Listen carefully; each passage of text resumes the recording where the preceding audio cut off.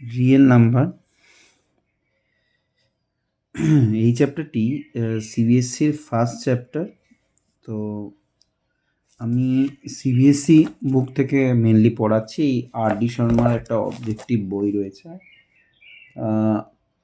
প্রথম সেরকম কোনো এডিট করে বা আদার্স কোনোভাবে আমি করার প্ল্যান করিনি যে এডিট করে ভিডিও ছাড়বো বা আদার্স কিছু। তবে এটুকু ছিল যে একটা কিছু তো স্ক্রিপ্ট লাগে বা কিছু লাগে, তো আমি স্ক্রিপ্ট সেই অর্থে না, একটা সিলেবাস ফলো করার জন্য জাস্ট এই বুকটা নিয়েছি, আর.ডি. শর্মা অবজেক্টিভ ভলিউম এই এই বইটা। তো ভবিষ্যতে আমাদের পরীক্ষাটাও সিবিএসসি দুটো ভাগে হয়ে যাচ্ছে। তো বেস্ট অফ যেটাতে থাকবে, যেটাতে ভালো নাম্বার থাকবে সেই মার্কসটাই অ্যাড হবে। তবে বিষয় হলো সিবিএসসি ওই মাধ্যমিকের কম্পার্টমেন্টাল এক্সামটা সরিয়ে দিচ্ছে। তো রিয়েল নাম্বার নিয়ে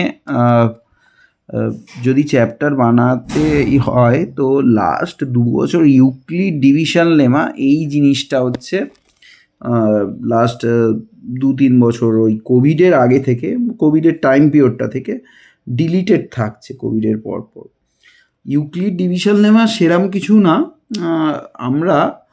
আমি ইংলিশ টার্মগুলোর বাংলাতেও কিছু কিছু ওয়ার্ড ইউজ করব। তাতে কী হবে, আমাদের পুরো ওয়েস্ট বেঙ্গলের সব জায়গার বাচ্চারা এই সুবিধা নেবে, এবং বাংলা মাধ্যম এবং ইংরাজি মাধ্যম উভয় বাচ্চারাই এইটা তাদের সাহায্যে লাগতে পারে। অনেকেই ভিডিও বানাচ্ছে এবং অনেক লোকজনই করছে। তো আমি একটা ছোট্ট প্রয়াস মাত্র। এখানে একটা ছোটোবেলা একটা ফর্মুলা শিখেছিলাম, বা সেটা এমনি আমরা ম্যাথামেটিক্যালিও প্রুভ করতে পারি, দু একটা অঙ্কের মাধ্যমে জিনিসটা জাস্টিফাই করতে পারি। সেটা কি ছিল ফর্মুলাটা আমি বলছি। ভাজ্য ইকুয়াল টু ভাজক গুণ ভাগফল যোগ ভাগশেষ। এটাই বড় ক্লাসে ওটাকে ইংলিশে আমরা শিখেছিলাম dividend equal to divisor into quotient plus remainder. তো এটাই পরবর্তীকালে আমরা এই ক্লাস 9-এর শুরুতে এসে ইউক্লিড ডিভিশন লেমা হিসেবে শিখি। তো আমরা যখন ভাগ করি ছোটোবেলায় হয়তো এটা আমরা অবজার্ভ করিনি বা পর্যবেক্ষণ করিনি, কিন্তু একটু ভালো করে ভাবলে বুঝতে পারবো। 2কে দিয়ে যে কোনো সংখ্যাকে যখন আমরা ভাগ করি আমাদের কাছে দুটোই অপশান আসে, একটা হলো 0 অথবা 1 ভাগশেষ। একইভাবে 3কে দিয়ে যখন ভাগ করি আমাদের কাছে তিনটে অপশান আসে ভাগশেষে। 0 আসতে পারে ভাগশেষ, মানে রিমাইন্ডার 0 আসতে পারে, 1 আসতে পারে এবং রিমাইন্ডার 2ও আসতে পারে। এটা কিন্তু ইউক্লিডের ডিভিশন লেমাতে বলা আছে যে রিমাইন্ডারটা আসবে সেটা 0-র ইকুয়াল টু হতে পারে, বা যে ডিভাইজার রয়েছে তার থেকে ছোট হবে। মানে যদি আমি 4 দিয়ে ভাগ করি অবশ্যই তার ভাগশেষগুলো কি কি আসার সম্ভাবনা রয়েছে, প্রবাবিলিটি রয়েছে যে 0 আসতে পারে 4 দিয়ে ভাগ করলে, 1 আসতে পারে, 2 আসতে পারে বা 3 আসতে পারে। এরপর যেটা চলে আসে ইউক্লিড ডিভিশন অ্যালগরিদম অনেকটা আমরা কম্পিউটার সায়েন্স বা আদার বিভিন্ন জায়গায় কম্পিউটারেও শিখেছি, ফ্লো চার্ট অ্যালগরিদম এই ব্যাপারটা। কোনো কিছু করলাম স্টেপ 1, তারপর স্টেপ 2, স্টেপ 3, মানে একটা স্টেপ বাই স্টেপ জিনিসটা করাটাকে আমরা ভাবতে পারি অ্যালগরিদম সহজ ভাষায়। তো আমরা যখন ছোটোবেলায় এইচসিএফ বের করতাম, এইচসিএফ মানে হাইয়েস্ট কমন ফ্যাক্টর, মানে গসাগু। তো গরিষ্ঠ সাধারণ গুণনীয়ক, highest common factor HCF. Factor কাকে বলে? যা দিয়ে সব ডিভাইজার কি ফ্যাক্টর না, অবশ্যই যে ডিভাইজার দিয়ে ডিভাইড করলে রিমাইন্ডারটা 0 আসে। সহজ কথায় আমরা যাকে বলি ভাগ মিলে যাওয়া। মানে আমি যদি 2কে 2 দিয়ে ভাগ করি ভাগশেষ 0 আসে, মানে রিমাইন্ডার 0 আসে। 4কেও ভাগ করলে 0 আসে, কিন্তু 3কে ভাগ করলে, 3কে যদি ডিভাইড করি 2 দিয়ে, তাহলে সেক্ষেত্রে কিন্তু আমাদের রিমাইন্ডার 1 আসে। তো এই ইউক্লিড ডিভিশন এই অ্যালগোরিদমটা আমাদের কিন্তু HCF বের করতে আমরা হয়তো জানতাম না যে এটা ইউক্লিডের, ছোটোবেলায় হয়তো, কিন্তু আমরা ব্যবহার করেছি অনেক সময়।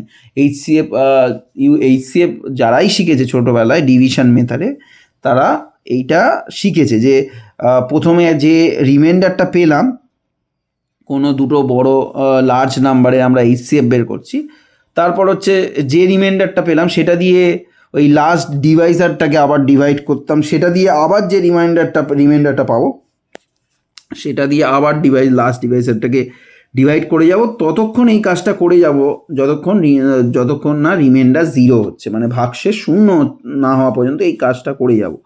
এইটা বলা যায়, এটা আমরা HCF এর ডিভিশন মেথড। আর একটা মেথড আছে, সেটা হলো প্রাইম ফ্যাক্টরাইজেশন মেথড।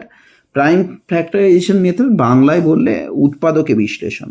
আর প্রাইম ফ্যাক্টরাইজেশন কেন বলছি, উৎপাদক তো অনেক রকম হয়, মানে ফ্যাক্টর তো অনেক রকম হয়। ফ্যাক্টর কম্পোজিট নাম্বার ফর্মেও লেখা যায়। আমরা যদি 12-এর ফ্যাক্টরাইজেশন করি, 12কে আমি 6 আর 2ও বলতে পারি, বিভিন্ন রকম বলতে পারি। 2 ইন্টু, আমরা যদি এরকম বলি 2 ইন্টু 2 ইন্টু 3, মানে 4কে ভেঙে আমি 2 ইন্টু 2 ইন্টু 3 লেখা, এইটা হলো প্রাইম ফ্যাক্টরাইজেশন, কারণ আমি ওর ফ্যাক্টরগুলোকে প্রাইম নাম্বারের ফর্মে এক্সপ্রেস করেছি। আচ্ছা, প্রাইম নাম্বার মানে হলো মৌলিক সংখ্যা, ঠিক আছে? মৌলিক কথাটা মৌলর সাথে আমরা কম্পেয়ার করতে পারি। বাংলায় মৌল যেমন হয় না, মৌল যৌগ, মৌল মানে যৌগগুলো যে বানানো হয় মৌলকে ব্যবহার করে, একাধিক মৌলকে ব্যবহার করে, 2 বা ততোধিক বা একাধিক মৌল ব্যবহার করে আমরা যৌগ বানাই। যেমন তেমনি আমরা কম্পোজিট নাম্বার, যেটা যৌগিক সংখ্যা বাংলায়, বা কেউ কৃত্রিম সংখ্যা বা আয়তক্ষেত্রাকার সংখ্যা এইসব নামও বলে, কিন্তু নর্মালি সাধারণত স্কুলগুলোতে যেটা শেখানো হয় prime number, composite number. Bengal medium স্কুলে শেখানো হচ্ছে মৌলিক সংখ্যা, যৌগিক সংখ্যা। তো মৌলিক সংখ্যা হলো, কাকে বলে মৌলিক সংখ্যা এটা একটু জানা উচিত। যে সংখ্যাগুলোর সেই সংখ্যা দিয়ে বিভাজ্য আর 1 দিয়ে বিভাজ্য, মানে 1 আর সেই সংখ্যা ছাড়া আর কোনো আদার ফ্যাক্টর নেই, মানে 1 আর ইটসেলফ, মানে ফ্যাক্টর হলো 1 অ্যান্ড ইটসেলফ, এটা ছাড়া আদার কোনো ফ্যাক্টর নেই, তাদেরকে আমরা প্রাইম নাম্বার বলতে পারি। সবচেয়ে ছোট মৌলিক সংখ্যা কিন্তু 2, একটু মাথায় রাখলে ভালো হয়। 1কে কিন্তু সবচেয়ে ছোট মৌলিক সংখ্যা আমরা বলবো না। তো তাহলে স্মলেস্ট প্রাইম নাম্বার যেটা রয়েছে সেটা কিন্তু 2, ঠিক আছে? তো এই বিষয়টা রয়েছে। এর পরে যে জিনিসটা রয়েছে, আমি আবার বলছি, ছোটোবেলায় অনেক কিছুই আমরা শিখেছি, বড় বেলায় সেগুলোকে বিভিন্ন থিওরেম হিসেবে শিখি, বা কঠিন কতগুলো শব্দের মাধ্যমে সেগুলোকে বুঝতে শিখি। যেমন আমি ফান্ডামেন্টাল থিওরেম অফ অ্যারিথমেটিক এইটা নিয়ে একটু ডিসকাস করছি। আমি ওই R.D. শর্মার বই থেকেই স্টেটমেন্টটা বলছি। Every composite number, R.D. শর্মার অবজেক্টিভ বইটা থেকে। কারণ এতে কি রয়েছে একটু বলে দিই, অনেকের মনে হতে পারে আমি কি ইউজ করছি, এইটাই ইউজ করছি একদম, মানে এই জিনিসটাই ইউজ করছি। এখানে দুটো জিনিস, যা বেশি কিছু লেখা নেই বইটাতে, শুধু মানে আমাদের কনসেপ্ট আর ফর্মুলা লেখা আছে। আমি জাস্ট কনসেপ্টটা নিয়ে একটু বলছি অ্যান্ড ফর্মুলাগুলো নিয়ে হালকা বলছি। তো এভরি কম্পোজিট নাম্বার, প্রত্যেকটি যৌগিক সংখ্যাকে, কম্পোজিট নাম্বারকে ক্যান বি এক্সপ্রেস, প্রকাশ করা যায়, বা মানে ক্যান বি এক্সপ্রেস মানে ফ্যাক্টরাইজ করা যায়, উৎপাদকে বিশ্লেষণ করা যায় as a product of prime number. প্রত্যেক যৌগিক সংখ্যাকে কতগুলো মৌলিক সংখ্যার গুণফল আকারে প্রকাশ করা যায়, ঠিক আছে? And this factorisation is unique, এই ফ্যাক্টরাইজেশনটা unique and except for the order in which the prime number occur. আচ্ছা, আমরা যখন এইটা লিখবো ইচ্ছা মতো লিখতে পারি, কিন্তু যখন আমরা লিখছি বেশ একটা সুন্দর অর্ডারে, ছোট থেকে বড় বা বড় থেকে ছোট লিখলে সুবিধা হয়। ছোট থেকে বড় বা বড় থেকে, যেমন আমি যদি বলি 30কে ফ্যাক্টরাইজেশন করছি 2 ইন্টু 3 ইন্টু 5, তো আমি চাইলে 3টা আগে লিখে 2টা পরে লিখতে পারি, 5টা লাস্টে লিখতে পারি, কিন্তু আমি 2 ইন্টু 3 ইন্টু 5 বেশ একটা ইনক্রিজিং অর্ডারে রয়েছে জিনিসটা, বা আমি ডিক্রিজিং অর্ডারেও লিখতে পারি 5 ইন্টু 3 ইন্টু 2। এটা হয়তো এমনি ছোট সংখ্যার জন্য বিশেষ কোনো ব্যাপার না, কিন্তু একটা বিশাল বড় কোনো সংখ্যা ফ্যাক্টরাইজেশন করেছি, বেশ একটা এই অর্ডারে থাকলে আমার মনে হয় আমাদের মানে চোখে সব আই ক্যাচি হয় জিনিসটা, এবং ভুলটাও হওয়ার সম্ভাবনা থাকে না, এবং অর্ডারটা মেনটেন করা উচিত। এবং বলাও হয় যে ইনক্রিজিং বা ডিক্রিজিং অর্ডারে লেখো, অনেক জায়গায় বলেই দেয় বইগুলোতে, মানে বলা থাকে যে এইভাবে লেখাটা উচিত। যেমন আমি এক্ষুনি একটা স্টেটমেন্ট পড়ছি, পড়লে তোমরা বুঝতে পারবে। Every composite number can uniquely express, প্রত্যেক কম্পোজিট নাম্বার ইউনিকভাবে, মানে ইউনিকভাবে এক্সপ্রেস করা যায়, প্রকাশ করা যায় as a product of power of primes. হয়তো 2 ইন্টু 2 সেটাকে না লিখে আমি 2 স্কোয়ার লিখলাম, 2 ইন্টু 2 ইন্টু 2 না লিখে ওটা 2 এর কিউব লিখলাম, ঠিক আছে। তো product of powers of prime in ascending or descending order. Ascending মানে আমি অ্যাসেন্ডিং অর্ডার বা ডিসেন্ডিং অর্ডার, আমি ছোটো থেকে বড়োর দিকে যাব, মানে smaller number to large number, বা descending order larger number to smaller number যাব। তো এই হলো ব্যাপার, যেটা আমি ওই ইনক্রিজিং বা ডিক্রিজিং অর্ডার বলেছি, ওইটাই হলো ব্যাপার। চেষ্টা করবো সবসময় অনেক সহজ ভাষায় বলার। সহজ কথাটা সহজভাবে বলাটা সত্যি খুব কঠিন, কিন্তু আমি চেষ্টা করব যে সবসময় সহজভাবে বলার। এবং হচ্ছে পি একটা সংখ্যা, তাকে পি সংখ্যাটা যদি দিয়ে এ স্কোয়ারকে ডিভাইড করা যায়, আমি পি সংখ্যাটা দিয়ে যদি এ স্কোয়ারকে ডিভাইড করা যায়, আমি এটা উদাহরণ দিয়ে বলছি। এটা একটু মানে সব কিছু না স্টেটমেন্ট বা থিওরেমের থেকে উদাহরণ হিসেবে বললে লোকে বুঝতে সুবিধা হয়, কারণ উদাহরণগুলো যেটা রয়েছে, উদাহরণ এমন একটা জিনিস, উদাহরণ দিলে বিভিন্ন কঠিন গুরুগম্ভীর বিষয়গুলো এক্সাম্পলের মাধ্যমে সহজ করা সম্ভব, ঠিক আছে। তো 3কে দিয়ে 3কে দিয়ে যদি 81কেও ভাগ করা যায়, 3কে দিয়ে যদি 81কে ভাগ করা যায়, 3কে দিয়ে 81কে যদি ডিভাইড করা যায়,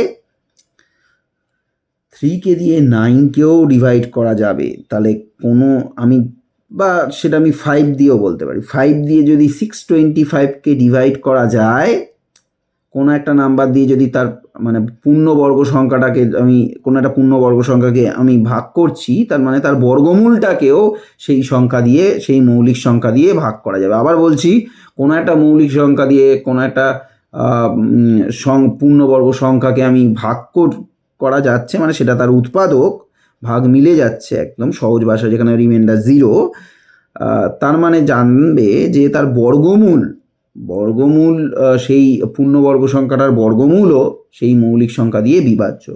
তো এই কথাটাই ওরা বলছে, পি যদি এ স্কোয়ার দিয়ে ডিভিজিবল হয়, পি এ মানে এ স্কোয়ার যদি পি দিয়ে ডিভিজিবল হয়, এ স্কোয়ার যদি পি দিয়ে ডিভিজিবল হয়, এ স্কোয়ার যদি পি দ্বারা বিভাজ্য হয়, এ স্কোয়ার যদি পি দ্বারা বিভাজ্য হয়, তাহলে এ মানে ওর স্কোয়ার রুট মানে বর্গমূল এ সংখ্যাটিও পি দ্বারা বিভাজ্য, মানে এ নাম্বারটিও পি দিয়ে ডিভিজিবল।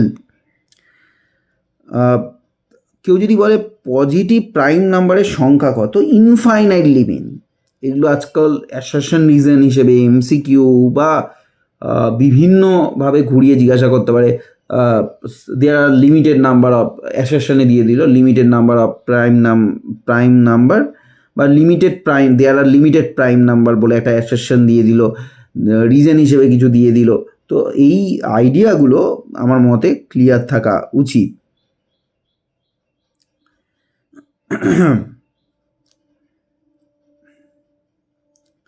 এখানে পরের স্টেটমেন্ট বেশ কিছু দিয়েছে, তবে সেটা নিয়ে আমি বলবো না। তবে যদি একটা পজিটিভ নাম্বার ইন্টিজার এন একটা প্রাইম নাম্বার হয়, নট সেই প্রাইম সেটা একটা প্রাইম নাম্বার হয়, এবং সেই প্রাইম নাম্বারটা যদি এরকম হয়, প্রাইম নাম্বার 2 হতে পারে, প্রাইম নাম্বার 3 হতে পারে, তাকে যদি স্কোয়ার রুট বের করা হয়, অবভিয়াসলি সেই স্কোয়ার রুটটা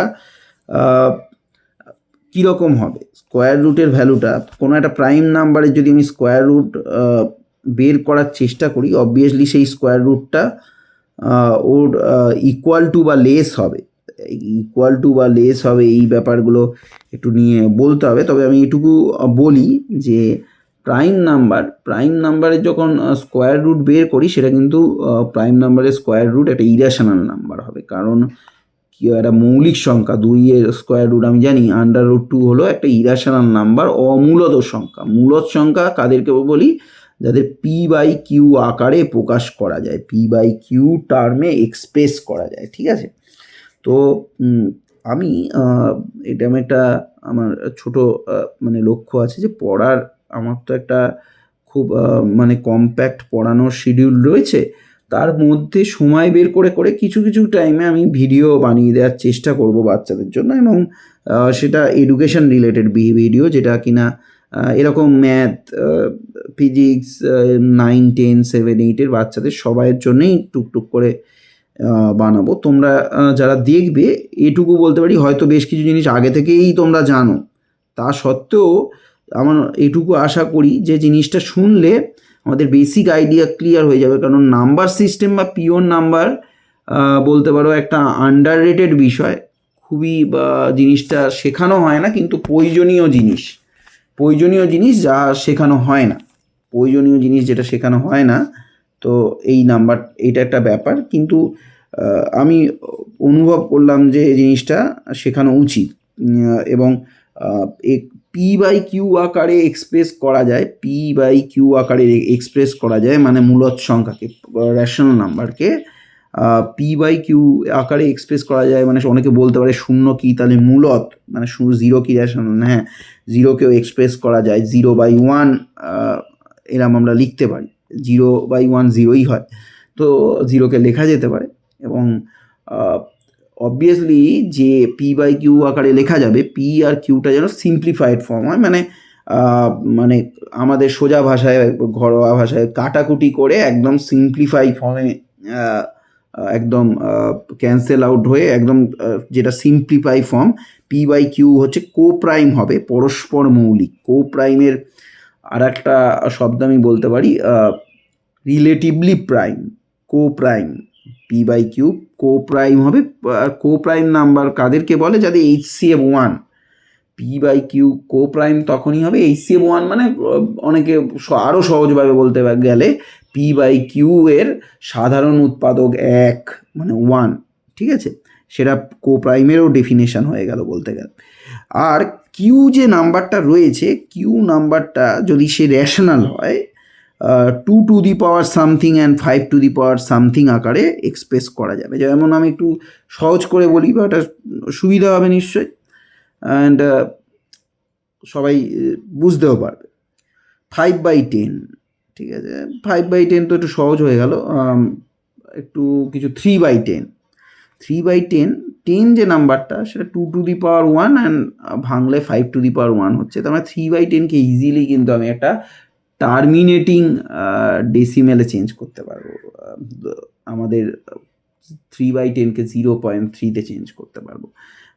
টার্মিনেটিং আর নন টার্মিনেটিং বলে দিই, হয়তো পয়েন্টের পর 0, 3, 5, 7, 1, 2, 3, 9, 2, 7 এরকম একটা জিনিস, যেটা টার্মিনেটিং, নন টার্মিনেটিং জিনিস, পয়েন্টের পর চলতেই থাকছে, ঠিক আছে।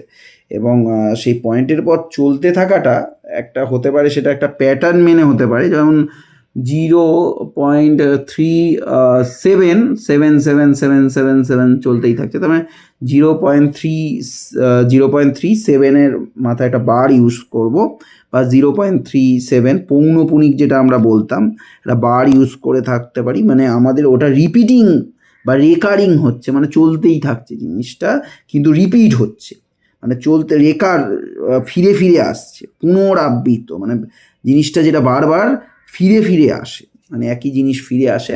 তো এই প্যাটার্নটাও হতে পারে।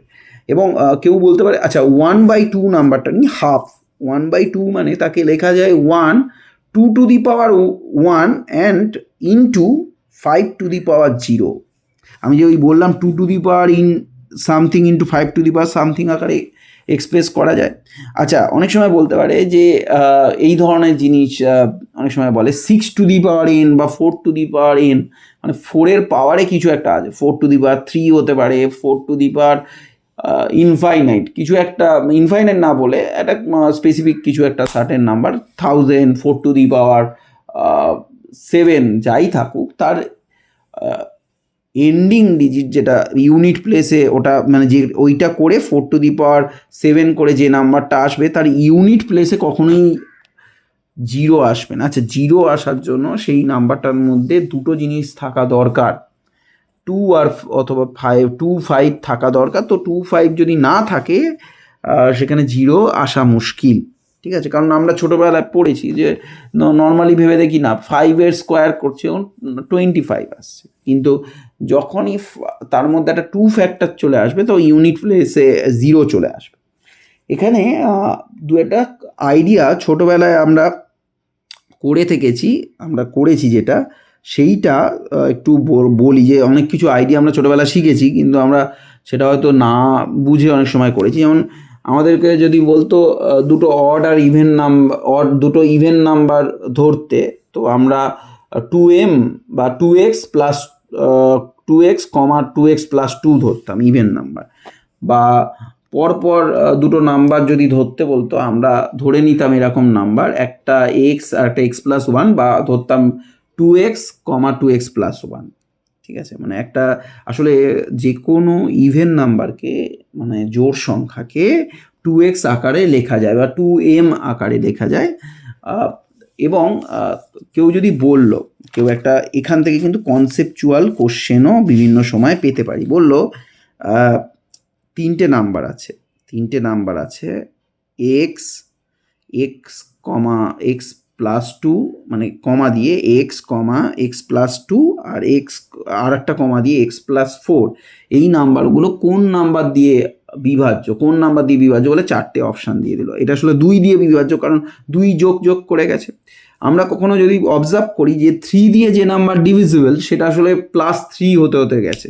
মানে যেমন প্রথম 3, তারপর 6, তার মানে কেউ যদি নামটা ভুলে যায়, মানে মাল্টিপ্লিকেশন টেবিল ভুলে যায়, তার মানে সে সেই নাম্বারটা যোগ করে 11 ঘরের নামটা ভুলে গেছে, মানে 11-এর মাল্টিপ্লিকেশন টেবিলটা ভুলে গেছে। 11, তারপরে 22, মানে 11 অ্যাড করতে যাবে। তো এটা হয়তো খুব বেসিক আইডিয়া, তবে আমি আমার দিক দিয়ে একটু চেষ্টা করলাম আরও এরকম ছোটো ছোটো জিনিসগুলো বানিয়ে হেল্প করার চেষ্টা করব কিছু করে।